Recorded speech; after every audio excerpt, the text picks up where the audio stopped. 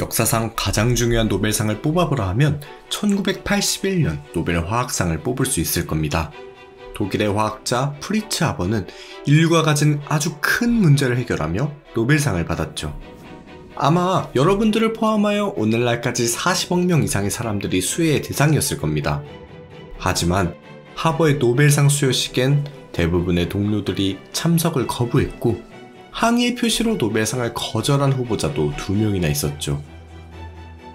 뉴욕타임즈에는 하버에 대한 신랄한 비판이 실렸습니다. 하버는 단 한 사람의 사람이 얼마나 세상을 크게 바꿀 수 있는지를 보여준 사람이자 어쩌면 가장 비극적인 과학자라고도 할 수 있을 겁니다.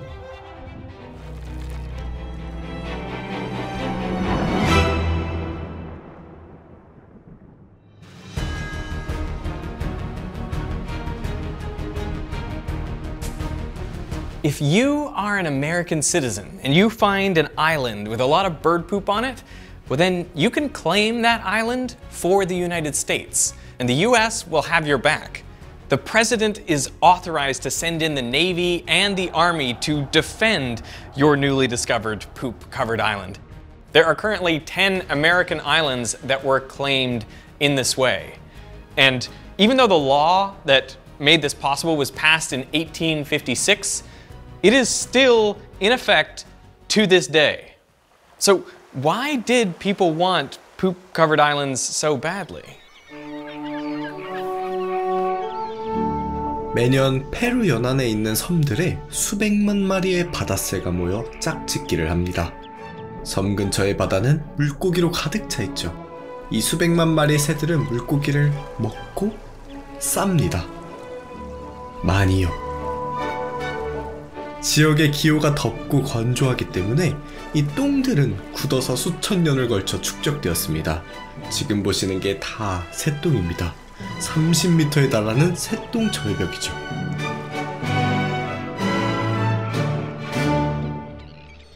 정확히는 이 새똥을 구아노라고 부릅니다. 그리고 1800년대 중반까지 이 새똥, 아니 구아노를 파는 일은 짭짤한 사업이었죠. 가격이 무려 파운드당 76달러까지 치솟았는데 1파운드의 금과 4파운드의 구아노를 교환할 수 있었습니다. So why was there such a big market for bird poop? Well, to answer that, we have to look inside the human body.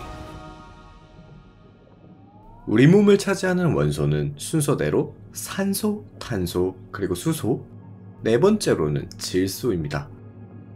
이 질소는 단백질을 형성하는 아미노산의 구성 요소이죠. 적혈구에서 산소를 운반하는 헤모글로빈에도 들어있고 DNA와 RNA의 주요 구성 요소이기도 합니다. 곧 질소는 지구상의 모든 생명체에게 필수적인 원소라는 거죠. 우리는 식물을 통해 질소를 섭취하거나 또는 식물을 먹고 자란 동물을 먹어 질소를 얻습니다. 식물은 토양에서 질소를 얻죠. 이때 매년 같은 곳에서 식물을 재배하면 땅의 질소가 점점 줄어들게 됩니다. 결국 질소가 부족해져 건강한 식물이 자라지 못하죠.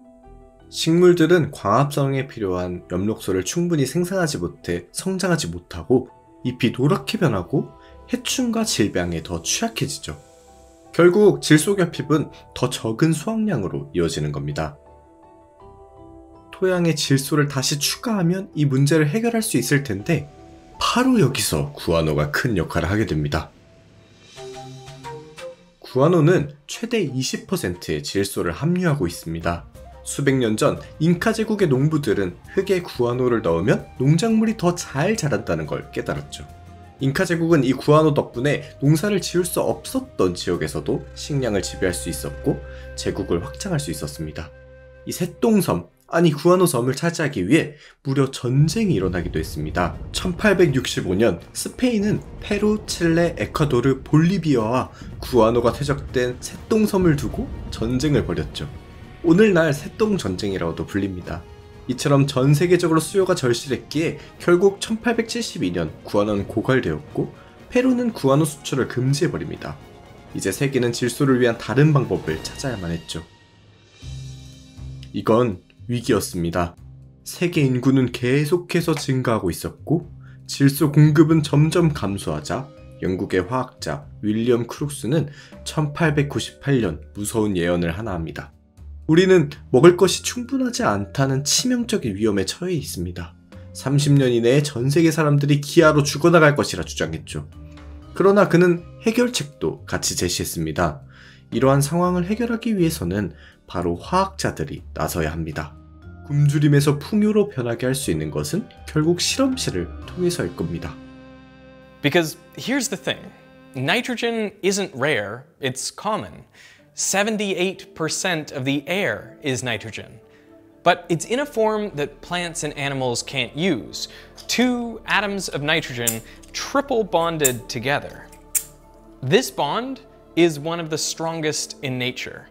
The way to measure the strength of a chemical bond is by the amount of energy that's required to break it. 예를 들면 2개의 염소 원자를 끊어내는 데 있어 2.5 전자볼트가 필요하죠. 2개의 탄소 원자를 끊어내려면 3.8 전자볼트가 필요합니다. 2개의 산소 원자는 5.2 전자볼트가 필요하죠. 하지만 2개의 질소 원자를 분해하기 위해서는 무려 9.8 전자볼트라는 엄청난 에너지를 필요로 합니다. 물론 자연적으로도 질소 분자가 분해되는 경우가 있습니다. 번개가 치면 번개의 에너지에 의해 질소 분자들이 원자로 분해되죠. 분해된 질소 원자들은 질소 산화물을 형성하고 대기 중에 머무르다 구름의 물방울과 반응하여 비에 섞여 땅에 내려오게 됩니다. 그래서 식물들에게 빗물이 좋은 거죠. 이 외에도 땅속에 있는 몇몇 박테리아들은 엄청난 양의 에너지를 사용해 질소 분자 결합을 끊어낼 수 있고 많은 식물들이 박테리아를 통해 질소를 얻습니다. But bacteria only replenish the nitrogen slowly, and there's not enough lightning to produce nitrogen compounds at scale. So chemists tried. 1811년 게오르크 힐데브란트는 밀폐된 플라스크에 질소와 수소의 혼합물을 주입하여 구아노에서 발견되는 질소 함유 분자 중 하나인 암모니아를 만들려 했지만 실패를 거듭했죠. 가해지는 압력을 증가시키려 플라스크를 수심 300m까지 가라앉힌 실험 이후 100년간 더 정교화된 실험들이 이루어졌지만 모두 실패했습니다. 1904년 프리츠 하버는 다른 화학자들의 수많은 실패를 토대로 이 문제를 새롭게 해결해 보려 했습니다. 그는 당시 36살이었으며 카를루스 대학교에서 조교수이자 헤르만이라는 2살짜리 소녀의 아버지이자 화학 분야에서 박사학위를 받은 최초의 여성인 클라라의 남편이었습니다. 하버는 자존심과 경쟁에 이끌려 무려 5년 동안 이 문제에 매달렸었습니다. 그의 아이디어는 기존에 실험되던 높은 압력에 더해 고온에서 질소와 수소를 촉매를 통해 결합하려는 계획이었습니다. 촉매를 통해 이원자 질소 분자를 분해하는 데 필요한 에너지의 양을 낮추려는 것이었죠. 이를 위해 하버는 더 높은 온도와 더 높은 압력을 견딜 수 있는 새로운 실험 장비를 만들어가면서까지 이 프로젝트에 매진했죠. He also got lucky. At the time, he was moonlighting as a technical consultant for a light bulb manufacturer. So there he had access to lots of really hard to find materials, like the element osmium. 오스뮴은 매우 희귀합니다. 그때 당시만 해도 정제된 오스뮴은 100kg 밖에 존재하지 않았죠. 하지만 하버가 일하던 회사에서 전구의 필라멘트에 오스뮴을 사용하는 실험을 진행하고 있었고 전 세계의 오스뮴 공급량 대부분을 가지고 있었습니다. 하버는 이 원소야말로 완벽한 촉매라 생각하며 샘플을 실험실로 가져왔죠. 1909년 3월 셋째 주에 하버는 압력 탱크에 오스뮴 시트지를 넣은 후 질소와 수소를 200기압으로 가압, 섭씨 500도로 가열하였습니다. 그러자 삼중 결합이 끊어지고 질소가 수소와 반응하였습니다. 전체 가스 혼합물 중에서 6%가 암모니아로 변한 것입니다. 가스를 냉각시키자 1mm의 암모니아가 좁은 튜브를 지나 비커에 떨어졌죠. 이를 본 하버는 암모니아 냄새를 잔뜩 풍기며 온 연구실을 방방대며 뛰어다녔을 겁니다. 독일에서 가장 큰 화학 기업인 바스프는 하버의 공정을 상용화했습니다. 4년 만에 오파우에 공장을 설립하여 하루에 5톤의 암모니아를 생산했죠. 이 업적을 공기에서 빵을 만들었다고 비유하기도 합니다. 하버 공정으로 만들어진 비료는 같은 땅에서 4배나 많은 식량을 재배할 수 있게 했죠. 그 결과 지구의 인구도 4배나 증가했죠. 우리가 지금 살 수 있는 이유도 어쩌면 하버 때문일지도 모릅니다. 질소 비료는 오늘날 지구상에 40억 명 이상의 많은 사람들을 부양한 것입니다. 놀랍게도 여러분의 몸에 존재하는 질소 원자의 약 50%가 하버 공정을 통해 얻어졌습니다. 정확히는 하버 보슈법이라 불리지만 이 영상에서는 하버 공정이라 하겠습니다. 프리츠 하버는 이 발명으로 부자가 되었습니다. 승진했고 카이저 비렐름 협회 물리화학연구소의 창립 인사가 되었죠. 또한 막스 플랑크, 막스 보른, 그리고 알버트 아인슈타인 등 당대 최고의 과학자들과 친구가 되기도 했습니다. 아인슈타인이 1914년 첫 아내와 별거한 후 하버의 집에서 하룻밤을 보낼 정도였죠. 이렇게까지 인정을 받던 하버가 왜 노벨상을 받았을 때 동료로부터 기피를 당했을까요? 이 모든 일은 세계 1차 대전에서 일어납니다. 전쟁이 발발했을 때 하버는 독일군 복무를 자원했습니다. 전쟁을 비난했던 평화주의자 아인슈타인과는 달리 하버는 애국자였죠. 전문 지식을 사용하여 조국을 돕고 싶어 했습니다. 전쟁이 일어난 지 불과 몇 달 만에 독일군은 화학과 폭발물이 바닥나고 있었습니다. 그리고 질산 암모늄은 훌륭한 비료일 뿐 아니라 폭발물이기도 했죠. 2020년 8월 베이루트에서 일어난 사고를 예시로 들어보죠.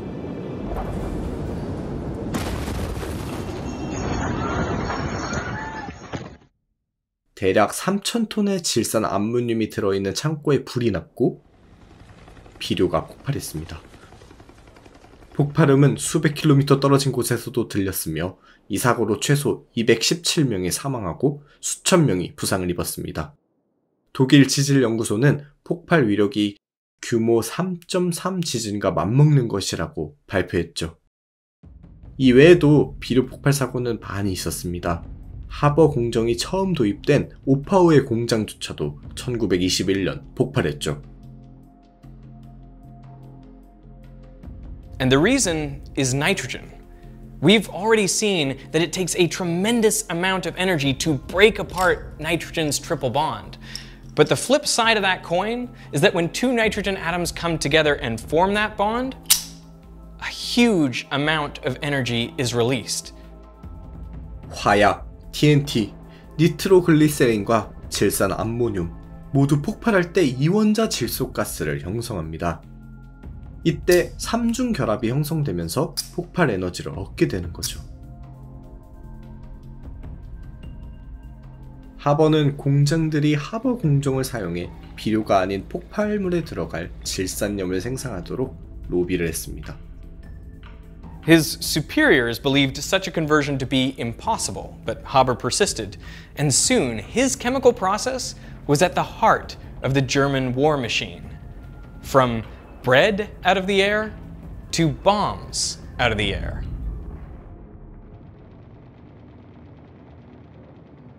하지만 하버는 여기서 그치지 않았습니다. 화학이 전쟁에 더 큰 기여를 할 수 있다고 생각했죠.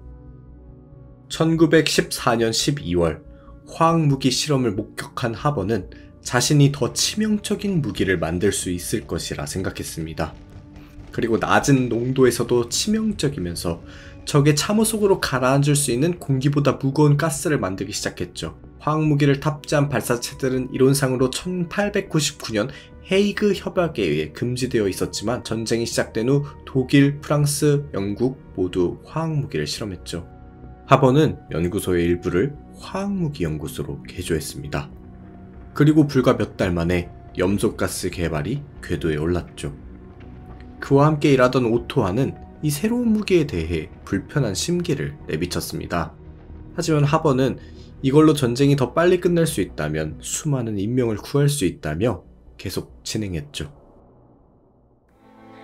4월 22일 오후 6시 연합군 참호 쪽으로 바람이 불기 시작하자 독일군은 5,000개 이상의 가스 실린더에 담겨져 있던 168톤의 염소가스를 방출했습니다. 머스타드 가스라고도 불린 이 화학무기는 지독한 죽음을 지닌 채 전장을 가로질러 전진했고 공기보다 2.5배 더 무거워 가라앉은 가스를 참호 속 연합군 병사들은 폐 속 가득 들이마실 수밖에 없었습니다. 모두 끔찍한 죽음을 맞이했죠.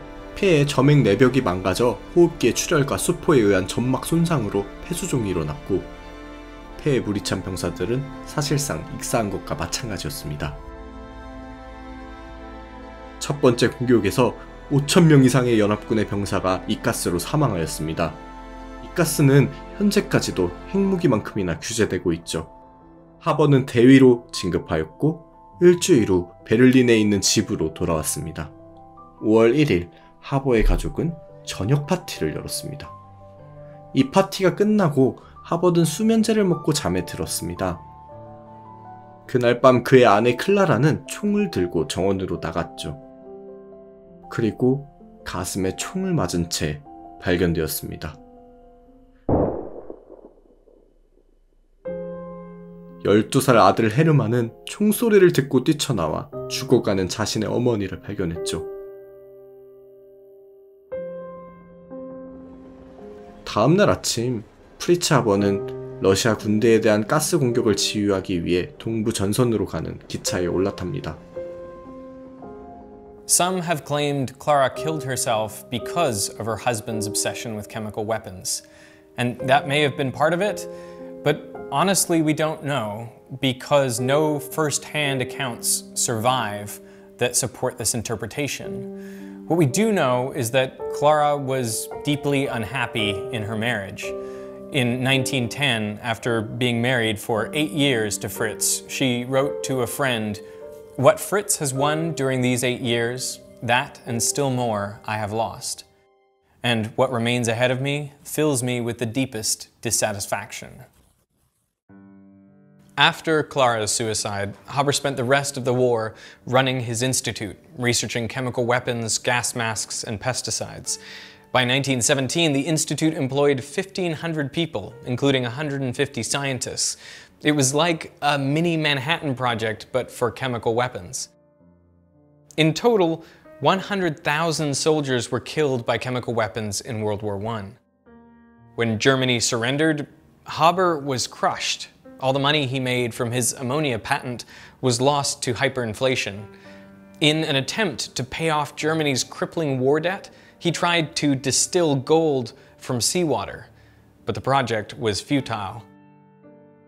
In 1933, the Nazis came to power and passed a law that all Jewish civil servants, including scientists, were to be fired from their jobs. Haber was Jewish, but he never practiced the religion. Regardless, his military service exempted him from the law, but he resigned from his role as director in solidarity with all the Jewish scientists who worked at the institute. 이듬해 스위스 바젤의 한 호텔방에서 그는 심장마비로 사망했습니다. 1차 세계대전 직후 하버의 연구소는 시원화물 기반 살충제를 개발하였습니다.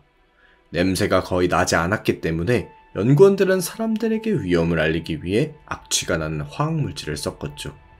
이렇게 생성된 가스는 치클론 B라 불렸습니다. 하버가 사망한 지 10년 후 나치는 화학자들에게 악취가 나는 성분을 제거하라고 요청했습니다. 그리고 악취가 제거된 형태의 치클론 B는 이후 유태인 대학살에 사용되었죠.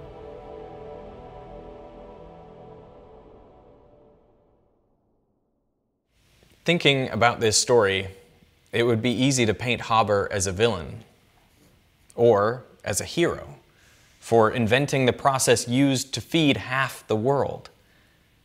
But another approach is to regard him as irrelevant to the larger story, because someone else would have figured out a way to process nitrogen out of the air, and other scientists were developing chemical weapons. Over the past few centuries, science and technology have improved our lives immeasurably, but they have also given us ever-increasing ways to destroy ourselves.